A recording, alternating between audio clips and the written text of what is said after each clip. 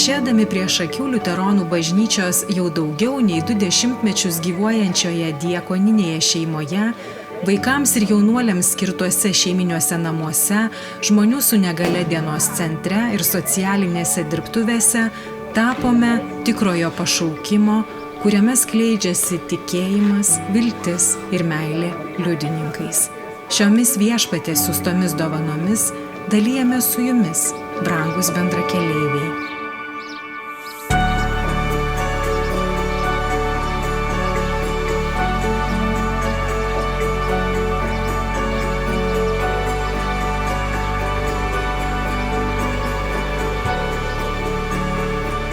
Čia jūs padarėte? Ja, pats. Oho, labai gražiai. Ir pats užrašėt? Pats. Tai čia mes ir esam dabar socialinėse dirbtuvėse, taip? Kaip jūs užrašėt? Ja. Socialinėse dirbtuvėse. Labai rašėm lapai. Taip. Rašėm. Ja. Viską tai kopais hanam. O ką čia dabar dažot? Kas čia bus? Žvakidė, žvakiams, taip? Pats sugalvojot, kokią spalvą reikia nudažyti? Ruda bus, taip? Tokia truputėlį blizganti, švytinti. O ką jums labiausiai patinka mokytis? Mokusim. Rašyti? Rašėm, kopai rašėm. Piešėm. Piešėt, taip. Staras liuo, pliauk, duoda dėliu. Ir visą kiemą šliuo. Socialinės dirbtuvės yra skirtos asmenims su intelektu arba psichosocialinė negalia. Tai yra darbinio amžiaus asmenų grupiai skirta veikla ir pagrindinis tikslas yra padėti žmonėms susigrąžinti arba įgyti darbinius profesinius įgūdžius, ugdyti atsakomybės jausmą, ar tiesiog būti svarbia visuomenės dalimi. Labą dieną, mano vardas Ilona. Aš čia ir siuvinėju, man čia labai patinka šitas dirbtuves lankyti ir siuvinėju tiesiog, ir neriu maišeliu, ir servetėlės, ir mesgu tas tokias anausų sudėti, ausines, riešines tokias, ir darom tokias šaškes visokias žaidimus gaminam, kad dažom visokius rankdarbius, čia tiesiog labai patinka maniai. Aš dabar jau irgi noriu teises laikytis ir kabublėliuose profesiniai mokyklų, sakyti vėliau specialybę ir socialinis darbuotojus ir dar tiesiog konditerę galvojau baigti. Tai dabar labai gražus čia jūsų darbelis. Taip, dabar gali siuvinėti, tai čia man toksai vaizdas su grybais ir su pakalnutėm. Čia paskui gal nupirsim Emelijos darbuotojai ir įrėmys ir paliksiu čia tiesiog centrui. Tai yra galimybė žmonėms ugdyti savo gebėjimus, darbinius įgūdžius, kuriuos galbūt arba buvo praradę kai kurie žmonės dėl negalios arba tiesiog neturėjo jų niekada įgyję. Tai yra galimybė tiesiog kažką išmokti. Tai nėra paprasta, nes daugelis jų net į darbo rinką niekada nėra įžengę, įkėlę kojos. Taigi vėlgi tai jiem yra naujas patyrimas, kad jie turi struktūrą, dienotvarkę, kad jiem reikia ateiti čia kaip jie patys ir kalba, kaip į darbą. Yra galimybė sugyventi su kitais žmonėms, santykių kurti su kitais žmonėms, socialinį santykį, kas irgi yra, galėtume sakyti, pagrindinis dalykas. Mane atvedė viena moteris, ji papasakojo, kas čia vyksta šitoks dalykas, kaip dirbtuvės, rankdarbiai visokie. O aš kaip esu meno žmogus nuo pat vaikystės. Ir aš nebejodama sutikau būtinai. Ir aš kai atėjau ir pradėjau dirbti darbelius, aš pajutau, kad tai mano siela. Mano džiaugsmas, mano palaima, kad aš gaunu kurt, kad aš gaunu save tvert. Aš atsiveriu save. Aš darau viską, kas man patinka. Aš atsipalaiduoju nuo visokių kitokių rūpesčių, skaitykime, negatyvų. Gyveni žmogus ir turi džiaugtis. Nes kiekvienas mūsų gyvenimo tarpsnelis yra be galo brangus. Ir ką Dievas sukūrė, tą reikia išnaudoti. Iš tikrųjų, tai aš ir išnaudoju. Kiekvienas mūsų lankytojas yra visiškai individuali asmenybė, mes taip į juos ir žvelgiame. Pagal kiekvieno poreikį turime parinkti tam tikras veiklas. Vieniems vaikinams labiau patinka su mūsų turimu spausdintuvu dirbti, vykdyti užsakymus, pakuoti, skaičiuoti, rūšiuoti tuos gaminius. Kiti, kurie turi tokią meninę gyslelę, tai mes taip bandom apjungti darbą ir su spausdintuvu ir leisti tai meniškai pusiai atsiskleisti. Jų darbai būna visiškai unikalūs, jie nesinaudoja jokiais šablonais, tiesiog viską iš savo vaizduotės tapo. Tai šitas aparatas yra ultravioletinių spindulių spausdintuvas, su juo galima spausdinti ant bet kokio paviršiaus, ant stiklo, ant metalo, ant medžio, ant popieriaus. Mes gaminam įvairią produkciją. Tai per 7 minutės yra gautas produktas. Šiuo atveju užrašų knygelės. Ilgainiui nusistovėjo labai toks geras požiūris, kad mes turim padaryti, kad mes esame atsakingi už tai, ką darom. Džiugu yra tai, kad mes dirbtuvėse esam padarę neblogų dalykų, todėl kad tie, kurie užsisako, vieną kartą grįžta dar kartą. Tai žodžiu, užimtumo jums šiandien netrūksta, reiškia, užsakymų turite ir turit ką veikti. Kol kas nebūna dienos be darbo. 2 kartus į savaitę mane atsiveža ir aš to laukiu. Laukiu to 2 dienų, laukiu vėl naujų jų įspūdžių, naujų darbelių. Aš dar net ne vien ir savo teikiu darbelius, bet ir pasisemiu idėjų iš kitų žmonių, draugų. Aš manau, kad jie tikrai jaučiasi svarbus ir didžiuojasi tuo, ką mes esame pasiekę šiai dienai. Ir labai jaučiasi, kai gauname naują užsakymą ir jau jie klausia apie detalės ir apie žmogų, kuris užsisakė ir kiek reikės pagaminti. Ir jie net pergyvena, kad ar tikrai spėsim, patys nori tuos gaminius parodyti, pareklamuoti ir jie tuo didžiuojasi. Šitas produktas sukurtas, žinoma, jų variantų yra daug pasaulyje, bet Royal Game of Ur, tai yra perkurtas senovinis žaidimas, stalo žaidimas. Mūsų irgi toks variantas buvo, kad sukurti pakankamai tokį nesudėtingą žaidimą, bet kad jį būtų galima gaminti visiems mūsų dirbtuvių lankytojams dalyviams. Todėl, kad čia yra įdėta daug rankų darbo, nes apart to, kad pačią lentą atspausdina mūsų spausdintuvas, tačiau visa kita, tai yra nuo šlifavimo, lakavimo, pačios lentos, kiekvienos figūrėlės pagaminimo, tai yra rankų darbas. Ir mes iš tikrųjų džiaugiamės tuo, kad šito žaidimo jau yra nupirkta tikrai nemažai vienetų ir jis jau yra matęs nemažai ir pasaulio, ne tik Europoje, tačiau iškeliavęs yra Jungtinės valstijas, yra iškeliavęs ir tarptautinių tapęs jau gaminys. Taip.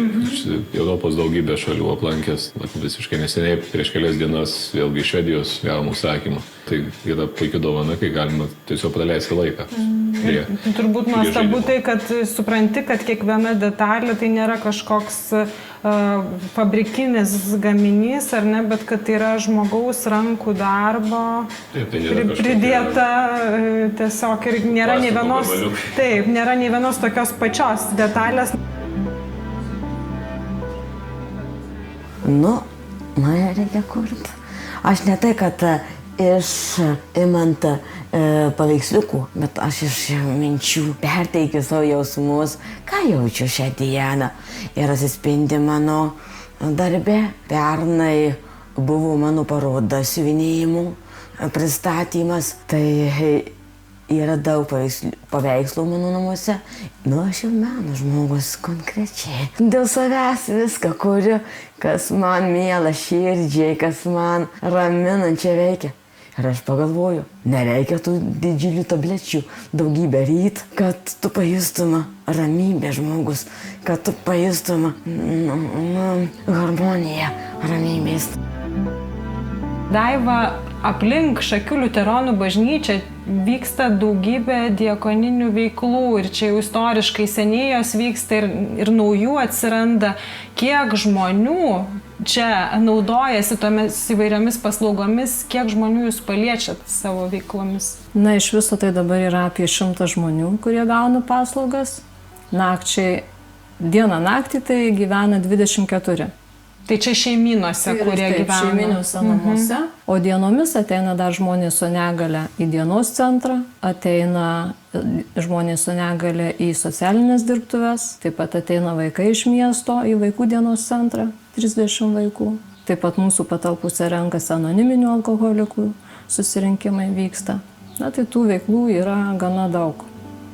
Išaugom. Kokie didžiausi iššūkiai, su kuriais jūs dabar susidurėt, ką reikia spręsti, kas galbūt skaudžiausia jums yra? Pavargstam dažnai nuo pačios tos socialinės politikos mūsų šalyje, kuri keičiasi beveik su kiekvienu seimu. Vis naujos reformos, nepabaigiamos reformos ir dažnai nežiūrima individualiai kiekvienos vietos, žiūrima globaliai visos šalies atžvilgiu, tačiau kiekviena situacija yra skirtinga, nes tai nėra fabrikas, tai yra darbas su žmonėmis ir dėl žmonių. Todėl kiekvieną atvejį reikėtų sugebėti matyti labiau nuoširdžiai ir gyvai. Daug per 20 metų daug tokių momentų, kai tiesiog nebežinai, ką daryti. Ir tiesiog tada kartais ir nusvyra rankos, bet ką supratom per tuos visus metus, kad ypatingai kai sunkiausiai, tai tada ir reikia tiesiog pasitikėti Dievu. Tiesiog pasitikėti ir kartais nieko nedaryti, melstis ir išlaukti. Ir tada tas sprendimas ateina ir kai viskas pasisuka ne pagal mūsų galvas, tiesiog Dievo vedimu, tai matom, kad vis tik tai yra geriausias kelias. Ir iš tikrųjų, ką mes galim daryti, tai tiesiog gyventi, tiesiog būti šalia tų žmonių, kurie yra šalia mūsų, kurie yra su mumis, tai ir vaikai, ir žmonės su negale, ir tiesiog žmonės ateinantys kartais irgi, atrodo, netelpantis į kažkokius apibrėžtus rėmus, bet jie atsiranda, juos atsiunčia, kai sakom, tikrai Dievas atveda būtent tam tikrų laikų, tam tikrų žmonės, ir iš pradžių net nesuprantam, kodėl jie atėjo. Bet to paaiškėja, kai jau viskas išsisprendžia. Taip, kad gerai girdėtų, užsidėjo ausines ir filmuoja dabar. Taip. Mėly Jurgita, Martynai, mes jūs matėme vaidinime. Taip. Apie Mariją ir Juozapą, taip, apie 3 karalius. Taip. Kaip jūs ruošiatės, kaip jums sekėsi vaidinti, papasakokit. Gerai sekėsi? Gerai sekėsi vaidinti. Gerai sekėsi. Viskas pavyko. O jūs čia šitose dirbtuvėse ar seniai jau lankotės? Seniai? Lankau dienos centre 18 metų. Dienos centre jau 18 metų? Taip. Jums patinka čia? Taip, patinka. Patinka? O ką jūs veikiate čia? Aš kadangi esu vaikštanti, tai aš moku vaikščiot. Taip. Moku vaikščiot, moku judėti. Taip. Stiprus esate. Turite daug jėgos. Taip, galite daryti mankštą. Darote mankštą čia, pratimus. Taip. Kamilė, kaip čia jums sekasi? Ar jums čia patinka? Patinka. Ar seniai jau čia lankote tą? Kiek jau daug maž laiko? Metai. Jau 5 metai? Taip. Aha. Ir kiekvieną dieną čia? Taip. Taip? Ar gerai sutarėt su čia kitais draugais? Taip. O kas labiausiai patinka jums čia? Man patinka Apjengis vedė, spalvinti. Spalvinti. Kelionės Kamilė patinka tikrai. Taip. O kur keliaujat, papasakokit. Visur keliaujam. Visur keliaujat. Taip. Jūs irgi vaidinime vaidinat? Taip. Tai čia visi turi po savo kažkokį vaidmenį. Visi turi po savo vaidmenį. Papasakokit, prašau, mes filmavom jūsų vaidinimą Trijų karalių progą, čia kai jūs Vilniaus liuteronų bažnyčiai buvot. Kaip jums sekėsi pasiruošti? Čia iš tikrųjų turbūt gavosi pats gražiausias vaidinimas, kokį mes tik esam sukūrę, nes labai toks nuoširdus, toks gražus. Ir tie žmonės visas tas emocijas iš savęs parodė tikroviškai labai gražiai. Vaidyba dienos centre tai yra viena iš mėgstamiausių veiklų. Kiek tik yra ten tų veiklų, jie visi labai nori įsitraukia. Ir jiem, kad aš ten nedrįstu, ar kad nenoriu, ar va, tokių tai net nėra. Jie jau kai kuriam naują vaidinimą, tai jie iš tikrųjų labai džiaugiasi. Tomai, papasakokit, ar jūs seniai čia esat? Langą jau 3 metus. Jau prasidėjo jau 4 metai. Ir ar jums patinka čia? Patinka. O sakykit, Tomai, mes jūs matėm vaidinime per 3 karalius, jūs vaidinot, ar ne? Papasakokit, kaip jūs ten ruošiatės tam spektakliui savo? Aš buvau Juozapas, kuris prasti nakvynis, nebuvo vietos. Ar ilgai reikėjo ruoštis tam pasirodymui? Ar repetuodavo daug? Taip. Daug. Daug? Ruošėtės? Taip. O jaudinotės, kai reikėjo jau pasirodyti? Biški. Kai prasidėjau, kad nekreipiu dėmesį, kad čia filmuoju. Aha. Ir viskas gerai buvo? Taip, taip.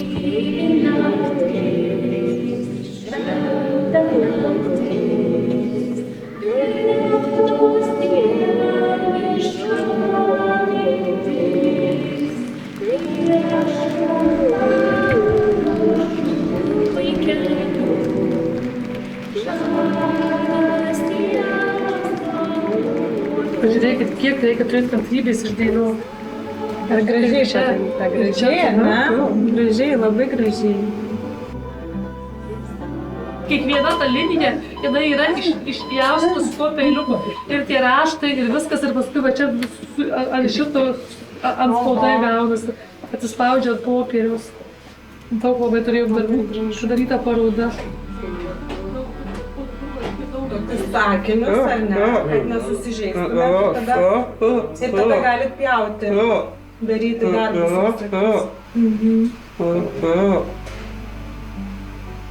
Čia yra įjungtos kampelis.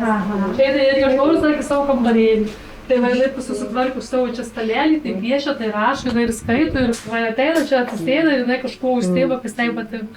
Ateinamie padėtų tyram. Padeda ir ateinamie padėtų tyram. Labai gražus stalas jūsų čia yra. Daug visko, knygų yra ir žaidimų, matau, čia ir dėlionė. Ir skaityti smagu. Ir ateinate ir į šitą bažnytėlę čia? Ateinat? Taip. Vakar pamaldos buvo? Taip. Taip, ir jūs buvote irgi? Taip. Patinka bažnyčioje? Patinka. Patinka? Patinka. Ramu ten? Taip. Pasimeldžiat? Taip. Ar jūs čia visi gerai sutarėt? Gerai sutarėt? Draugiškai gyvenat, ar ne? Taip. Ir čia būnat kiekvieną dieną? Kiekvieną dieną.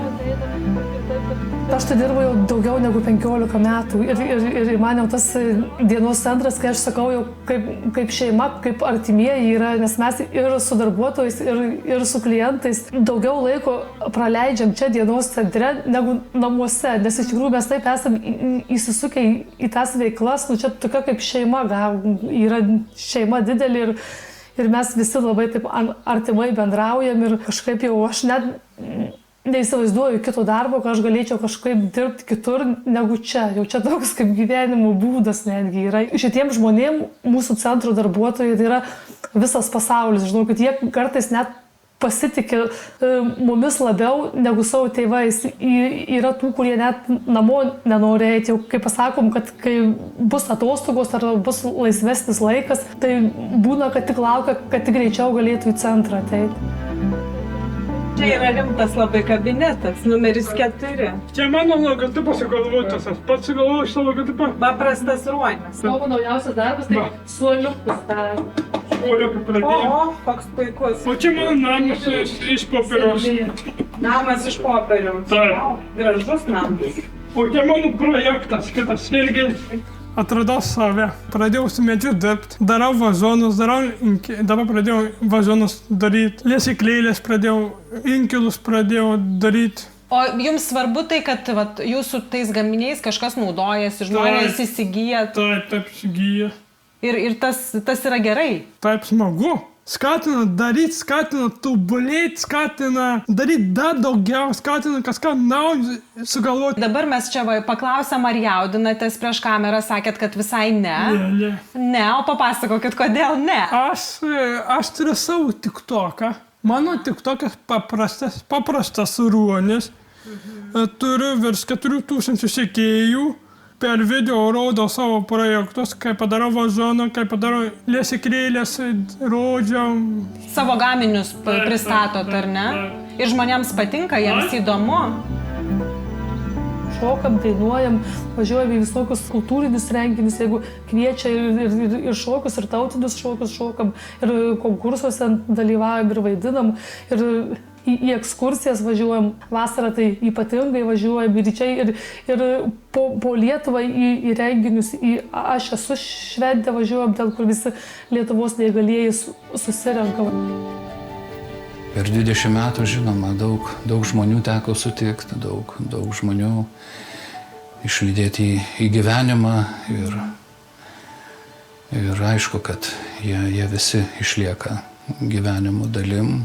Tiesiog jie yra ir tos istorijos yra ir džiaugsmingos istorijos, ir skaudžios istorijos.